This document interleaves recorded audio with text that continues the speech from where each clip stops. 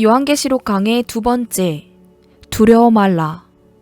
요한계시록 1장 9절에서 20절 말씀. 지난 시간 우리는 요한계시록이 어떤 책인지에 대해서 살펴보았습니다. 글을 읽고 분석함에 있어 이 글이 누구를 대상으로 어떤 의도로 쓰여졌는지 파악하는 것이 중요합니다. 글의 성격을 먼저 알아야 어떻게 그 글을 읽고 해석해야 할지 알 수 있기 때문입니다. 사도 요한은 요한계시록을 계시, 예언, 편지로 소개하고 있습니다. 계시란 감추어졌던 것을 드러낸다는 뜻입니다. 요한의 때까지 감추어져 왔던 하나님의 나라와 종말과 심판의 비밀이 계시되었다는 겁니다. 예언이란 장차 될 일에 대한 기록입니다. 그래서 요한계시록을 해석할 때는 이것이 과거나 현재의 사건이 아니라 장차 종말의 때에 일어날 미래적 사건으로 이해하고 해석해야 한다는 겁니다. 4절에서는 요한계시록이 아시아에 있는 7교회에 보낸 편지로 소개합니다. 계시록에 소개된 아시아 7교회는 교회 시대에 등장할 모든 교회를 대표하는 것으로 이해되고 있습니다. 교회에 보낸 편지이기 때문에 이 글을 교회 밖에 있는 세상 사람들이 이해하는 데는 한계가 있다는 겁니다. 여기까지가 지난 시간에 살펴본 요한계시록의 성격입니다. 오늘 본문은 사도 요한이 계시를 받을 때 만났던 예수님에 관한 말씀이 기록되어 있습니다. 구체적으로는 9절부터 11절까지 계시를 받을 당시의 상황이 기록되어 있고 12절부터 16절까지는 사도 요한이 계시의 말씀을 전해주신 예수님의 영광스러운 모습을 기록한 것이고 17절부터 20절까지는 이런 영광스러운 예수님의 모습 앞에서 두려워 떠는 사도 요한에게 예수님이 주신 위로와 당부의 말씀입니다. 구체적으로 살펴봅니다.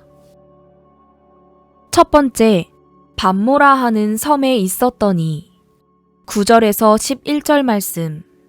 이하 첫 번째, 사도 요한의 자기소개. 9절은 요한계시록의 기록자인 사도 요한의 자기소개입니다. 사도 요한은 이 말씀을 통해 자신이 어떤 자격을 가지고 어떤 상황에서 이 계시의 말씀을 받았는지를 설명합니다. 구체적으로 살핍니다. A. 먼저 너희 형제라 소개합니다. 그리스도 안에서 구속을 받고 하나님의 자녀로서 함께 형제된 성도들에게 이 글을 기록한 것이라 말씀합니다. 이 형제라는 말씀은 동참한다 라는 말씀과 연관이 되어 있는데 그리스도 안에서 한 형제된 자이기에 다른 성도들과 마찬가지로 환난과 나라와 참음에 동참하고 있다는 소개인 것입니다. B. 여기서 사도 요한은 그리스도 안에서 형제된 자들이라면 동참할 수밖에 없게 될 세 가지에 대해서 설명합니다. 먼저 환난입니다. 이 환난은 7년대 환난을 의미하는 것이 아니라 예수를 믿는 성도들이라면 믿음을 지키고 사명을 감당하는 과정에서 피할 수 없는 환난을 의미합니다. 예수님도 일찍이 아무든지 나를 따라오려거든 자기를 부인하고 자기 십자가를 지고 나를 쫓을 것이니라 라고 말씀하셨습니다. 그리스도인의 삶에서 환난은 선택이 아니라 필수라는 뜻입니다. C. 그리스도 안에서 형제된 자들이라면 동참할 수밖에 없는 두 번째는 나라입니다. 환난 속에서도 믿음을 지키고 사명을 감당하는 성도들은 장차 하나님의 나라를 유업으로 받게 된다는 겁니다. 복음서의 주제가 바로 하나님의 나라입니다. 초림하신 예수님이 우리에게 주신 메시지의 중심이 하나님의 나라라는 겁니다. 산상수훈에서도 예수님은 너희는 먼저 그의 나라와 그의 의를 구하라 라고 말씀하셨습니다. 그리스도 안에서 형제된 자들이라면 장망성과 같은 세상 나라가 아니라 장차 주님이 오셔서 이 땅에 세우실 하나님의 나라를 소망하며 구하는 삶을 살아야 한다는 겁니다. D. 그리스도 안에서 형제된 자들이라면 동참할 수밖에 없는 세 번째는 참음입니다.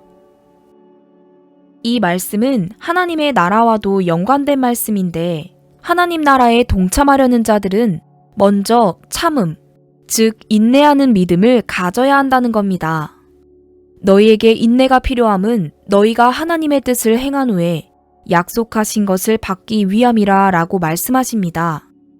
아브라함이 언약의 자손 이삭을 얻기까지 인내한 것처럼 하나님의 약속을 붙들고 이 약속이 이루어질 때까지 끝까지 인내하는 것이 믿음입니다. 복스러운 소망에 대한 약속을 받은 우리도 이 약속이 이루어질 때까지 인내해야 한다는 겁니다. 두 번째, 하나님의 말씀과 예수의 증거로 인하여 반모라는 섬에 있었더니 이는 사도 요한이 복음을 증거하는 사명을 감당하다가 도미티아누스 황제에 의해 반모라는 섬에 유배되었던 상황을 설명한 것입니다. 증인이라는 단어의 헬라어 말티스에서 순교자를 의미하는 영어 단어 martyr가 파생되었습니다. 전해지는 이야기에 의하면 본래 도미티아누스가 사도 요한을 기름이 끓는 가마에 집어넣어 죽이려고 했지만 다니엘서에 나오는 사드락, 메삿, 아벳누고처럼 끓는 기름이 사도 요한을 해치지 못하자 저를 아시아 7교회가 위치한 소아시아 반모라고 하는 섬에 유배했다고 알려지고 있습니다. 복음과 함께 고난을 받으라 라고 하신 말씀처럼 하나님의 말씀을 증거하는 사명을 맡은 자들은 사도 요한처럼 핍박과 죽음도 각오해야 한다는 겁니다. 세 번째, 주의 날에 A. 9절에서 요한계시록의 말씀을 받은 장소가 반모섬이라고 소개한 사도 요한이 10절에서는 이 말씀을 받은 날이 주의 날이었다고 소개합니다. 여기서 말씀하는 주의 날이라는 단어는 주일이라는 뜻과 함께 마지막 종말의 날이라는 이중적인 의미로 쓰여진 것입니다. 사도 요한이 요한계시록의 말씀을 받은 날이 안식 후 첫날인 주일이라는 뜻이고 그 구체적인 내용은 인자의 날로도 묘사되는 주의 날에 관한 것이라는 의미입니다. 초대교회가 유대인이 중심이 된 예루살렘 교회에서 이방인이 중심이 된 안디옥 교회로 넘어가면서 공적인 예배의 날이 안식일에서 주일로 바뀌기 시작했는데 안식 후 첫날인 주일은 예수님이 부활하신 날이요 또 오순절 마가의 다락방에서 성령이 강림하심으로 교회가 시작된 날이기도 했기 때문입니다. 이처럼 예수님이 부활하시고 교회가 탄생한 주의 날에 예수님이 사도 요한에게 나타나셔서 주의 재림에 관한 계시의 말씀을 주신 것이 참으로 적절하다는 생각이 듭니다. 여하튼 주의 날에, 주의 날, 종말의 날에 관해 주신 이 계시의 말씀을 마지막 시대를 살고 있는 우리 모두가 더더욱 열심히 상고함으로 곧 다가올 주의 날을 예비하는 자들이 되어야 할 것입니다. B. 내가 성령에 감동되어 큰 음성을 들으니 라고 말씀하십니다. 요한계시록은 예수님이 계시하시고 성령이 감동하심으로 기록한 책입니다. 하나님이 하나님의 뜻을 사람들에게 알려주시기 위해 사용하는 세 가지 수단이 바로 계시와 영감과 조명인데 요한계시록을 끝으로 계시와 영감의 시대는 끝난 것입니다. 지금도 계시와 영감이 계속된다면 또 다른 성경이 기록되어야 하는데 요한계시록을 마치면서 사도 요한은 이 책에 기록된 예언의 말씀에다 더하거나 빼지 말라고 명령하고 있기 때문입니다. 지금은 계시와 영감의 시대가 아니라 조명의 시대입니다. 성령의 감동하심을 받아 기록된 계시의 말씀을 이해할 수 있도록 성령의 조명을 구해야 하는 조명의 시대라는 뜻입니다. 네 번째, 7교회에 보내라 하십니다. 지난 시간에 살펴본 것처럼 요한계시록은 아시아 7교회에 보낸 편지입니다. 아시아 7교회는 역사 속에 등장할 모든 교회들을 상징하고 있는데 요한계시록은 바로 이 땅에 있는 모든 교회들이 들어야 할 소식인 것입니다. 이처럼 예수님은 직접 사도 요한에게 나타나 이 계시의 말씀을 교회에 보내 들려주라 하셨는데, 오늘날 많은 교회들이 예수님이 직접 보내신 이 편지를 외면하고 있습니다. 종말과 재림에 관한 이 편지를 외면하니 눈앞에서 이 예언하신 말씀들이 이루어져도 깨닫지 못하는 것입니다. 두 번째, 돌이켜보니 12절에서 16절 말씀. 9절부터 11절까지가 사도 요한이 계시를 받을 당시의 상황을 기록한 것이라면 12절부터 16절까지는 사도 요한이 계시의 말씀을 전해주신 예수님의 모습을 기록한 것입니다. 구체적으로 살펴봅니다. 첫 번째, 먼저 예수님이 발에 끌리는 옷을 입고 가슴에 금띠를 띠고 7 금촛대 사이를 거니시는 모습을 보았다 기록하고 있습니다. A. 7 금촛대는 7 교회를 상징합니다. 교회가 촛대, 정확히 말하면 세상을 밝히는 등대의 역할을 감당해야 한다는 의미에서 교회를 금촛대로 묘사한 것입니다. B. 발에 끌리는 옷을 입고 금촛대 사이를 다니신다는 표현은 구약 시절 제사장들이 성전 안에 있는 등대를 살피기 위해 돌아다니는 모습을 연상시킵니다. 발에 끌리는 옷은 제사장들이 입는 옷입니다. 성막을 돌볼 책임을 맡은 제사장들은 성소 안에 있는 등대의 불이 꺼지지 않도록 항상 기름을 채워놓고 심지를 갈아주고 살필 책임이 있었던 것입니다.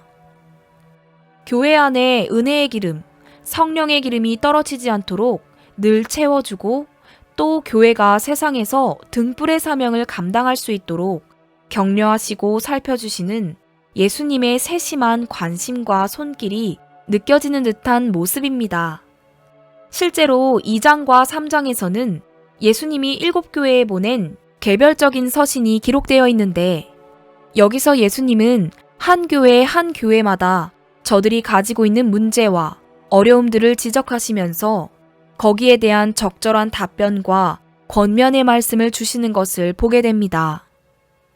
은혜의 시대, 교회의 시대를 지나는 동안 예수님은 당신의 몸된 교회가 믿음 안에 바로 서서 사명을 감당할 수 있도록 늘 살피시고 도와주신다는 겁니다. 두 번째, 그 머리털의 희기가 흰 양털 같고 라고 하십니다. 백발은 영화의 면류관이라 의로운 길에서 얻으리라 라고 말씀하셨습니다. 예수님의 흰 머리털이 의와 영광의 상징이라는 것을 알 수 있는 말씀입니다. 내가 거룩하니 너희도 거룩할지어다 라고 말씀하셨습니다. 내가 거룩하니 너희도 거룩할지어다 라고 하십니다. 그 머리털이 희고 양털 같은 거룩하신 예수님을 만나려면 우리도 거룩한 삶을 살아야 한다는 겁니다. 세 번째, 그의 눈은 불꽃 같다 하십니다. 눈이 불꽃 같다는 것은 인간의 모든 행위를 꿰뚫어 보시는 예수님의 전지성을 상징합니다. 우리의 모든 행위, 심지어 어두운 곳에서 행한 우리의 죄된 모습까지 다 살펴보시고 아신다는 겁니다. 그 누구도 우리의 행실과 마음까지 두루 살피시는 예수님의 불꽃 같은 눈을 피할 수는 없다는 겁니다. 2장과 3장에 기록된 아시아 7교회마다 예수님은 내가 하노라 라는 말씀을 반복하시는데, 우리가 은밀히 행한 선한 일뿐 아니라 우리의 부끄러운 일들까지 예수님이 불꽃 같은 눈으로 살펴 알고 계시다는 사실을 잊지 말아야 한다는 겁니다. 네 번째, 그의 발은 풀무에 단련한 빛난 주석 같고 라고 말씀하십니다. 번제단의 재료이기도 한 주석은 심판의 상징입니다. 사도 요한이 본 예수님의 발이 심판의 상징인 주석 혹은 놋과 같았다는 것은 장차 주님이 재림하여 포도주의 심판을 행하실 사건을 생각나게 합니다. 농부가 포도를 걷어 포도주 틀에 넣고는 이것을 발로 밟아 즙을 만들어내는 것처럼 장차 예수님이 백마를 타고 재림하여 주님을 대적하기 위해 모인 자들을 밟아 심판하실 것인데, 계시록 14장에 보면 그때 그 피가 말굴레까지 닿을 것이라 하셨습니다. 초림의 주님이 죄인들을 구원하시기 위해 오셨다면 재림의 주님은 빛난 주석 같은 발로 죄인들을 밟아 심판하시기 위해 오신다는 사실을 잊지 말아야 합니다. 5번째, 그의 음성은 맑은 물소리와 같으며 라고 말씀하십니다. 10절에서는 나팔소리로 묘사된 예수님의 음성이 15절에서는 많은 물소리로 묘사되고 있습니다.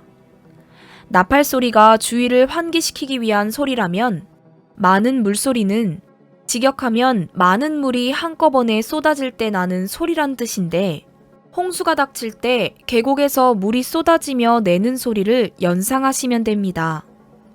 다시 말해 많은 물소리란 큰 난리가 닥쳤음을 예감할 수 있는 두려운 소리인 것입니다. 장차 재림하실 예수님은 많은 물소리와 같은 두려운 음성으로 세상의 심판을 선포하실 것임을 잊지 말아야 한다는 것입니다. 6번째, 오른손에 7뼈를 붙드신 분으로 묘사되고 있습니다. 7뼈는 7교회의 사자라고 설명하고 있습니다. 사자라고 번역된 헬라어 땡땡땡땡은 엔젤 혹은 메신저로 번역될 수 있습니다. 엔젤로 번역하는 해석자들은 각 교회마다 하나님이 보내신 수호천사가 있어 이들을 주님께서 붙드시고 주관하신다 라고 주장합니다. 무리가 있는 해석으로 보입니다. 일반적으로 이 땡땡땡땡을 하나님이 교회들마다 세우신 메신저, 말씀을 전하고 치리하는 사역을 맡은 교회의 대표로 이해하고 있습니다. 부활의 주님께서 이런 사자들을 오른손에 붙들고 계신다 라고 말씀하십니다. 오른손은 능력과 영광을 상징합니다. 주님께서 주의 일꾼에게 사명을 감당할 수 있도록 능력을 주시고 또 이 사명을 잘 감당할 자들에게는 영광의 면류관을 주신다는 겁니다. 오른손에 붙들고 계신다는 것은 이들을 주관하는 권세가 주님께 있다는 뜻입니다. 예수님을 대신해서 교회를 가르치고 치리할 책임을 맡은 일꾼들은 반드시 주님의 뜻대로 교회를 이끌어야 한다는 의미인 것입니다.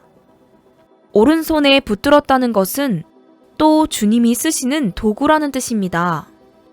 교회를 책임진 일꾼이 아무리 훌륭해도 그는 주님이 쓰시는 도구에 불과한 것입니다. 도구로 쓰임받는 일꾼이 교회의 주인처럼 행동하면 안 된다는 겁니다. 7번째, 그 입에서 좌우의 날선검이 나온다 하십니다.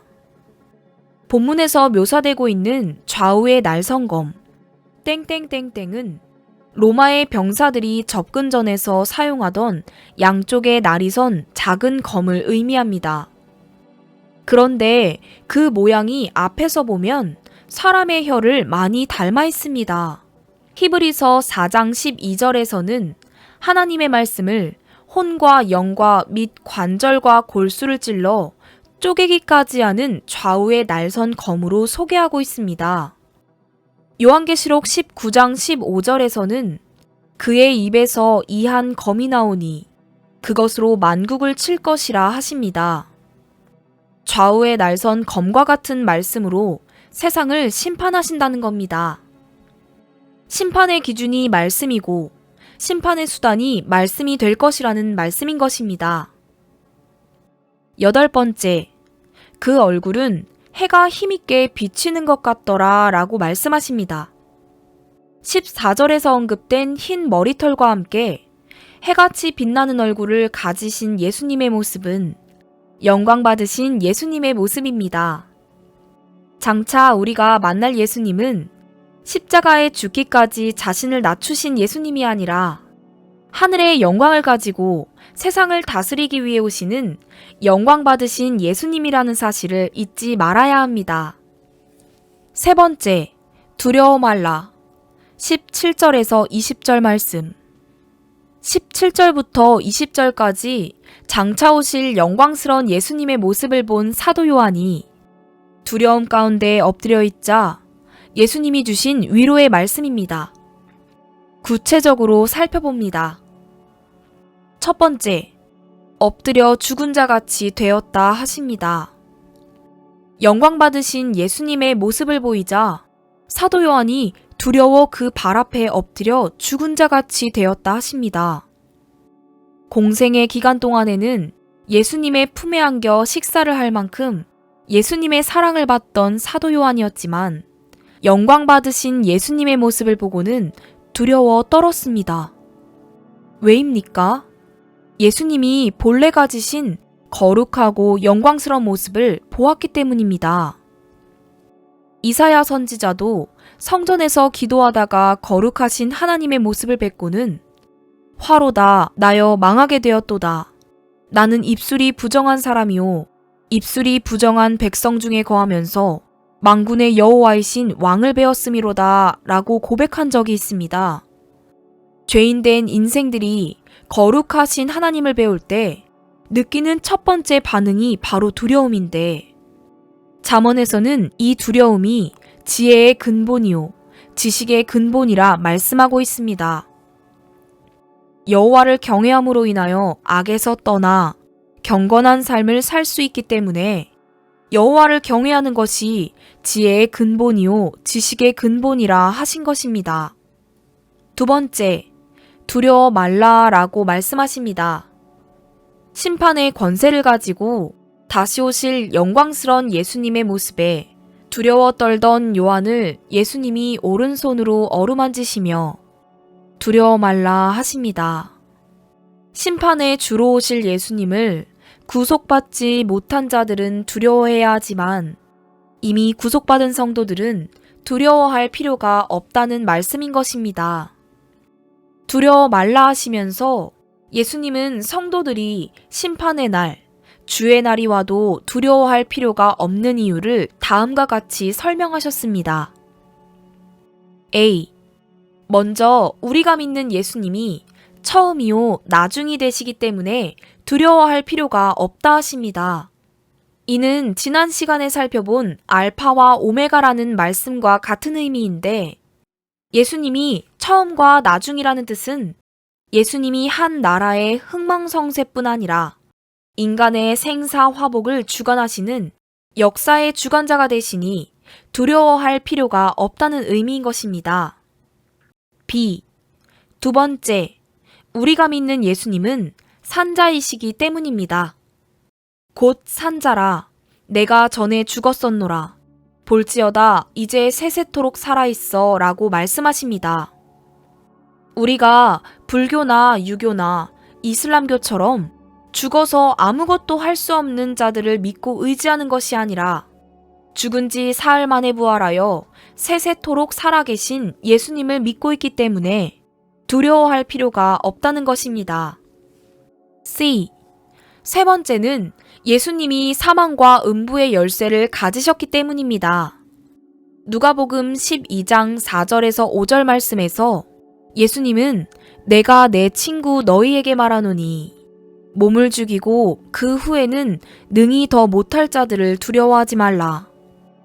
마땅히 두려워할 자를 내가 너희에게 보이리니 곧 죽인 후에 또한 지옥에 던져넣는 권세가 있는 그를 두려워하라.